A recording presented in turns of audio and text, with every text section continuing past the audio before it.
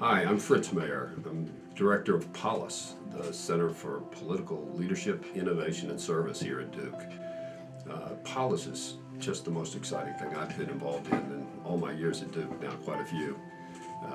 It began about 3 years ago with a group of us who were, one, disheartened by the politics that we saw in America, and two, really concerned that our students, wonderful, idealistic students, didn't really see engaging in politics or public life as a way to make a difference.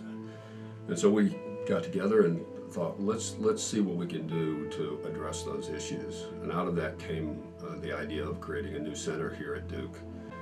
We're really doing three things. One is working on bridging divides. In the larger community, we've organized something called the North Carolina Leadership Forum, where we bring together prominent leaders in North Carolina across the political divide for conversations on major issues facing the state of North Carolina. These are conversations that really aren't taking place anywhere else, and we've found that you really can still have constructive bipartisan conversations in the right setting. Here on campus, for example, we've started something called Discourse, which is a podcast series where students with different views on issues discuss those issues. Not debate, not to score points, but to really understand each other's positions, to listen as well as to talk. We're doing a lot to engage, inspire, train leaders. And so, for example, we've held a workshop for women who think they might want to run for office in the future. We thought maybe 10 or 15 students would show up for a workshop on a Sunday morning, but instead 50 women, from freshmen to PhD students, signed up for the training.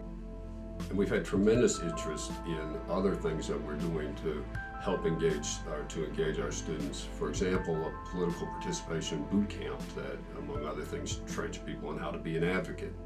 And finally, we're seeking to be a place that is working on these major problems facing American democracy. For example, we have a big project on gerrymandering, on redistricting reform. Gerrymandering is a major structural problem in American politics that leads to lack of competitive districts, that really leads to the kind of polarization that we see.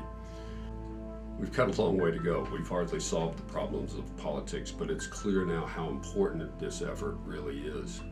And the good news is that students are engaged in ways that I've not seen in my many years here at Duke. I think in some ways this is the call to this generation to engage in not just in the politics that is, but in the great effort of creating the politics that could be.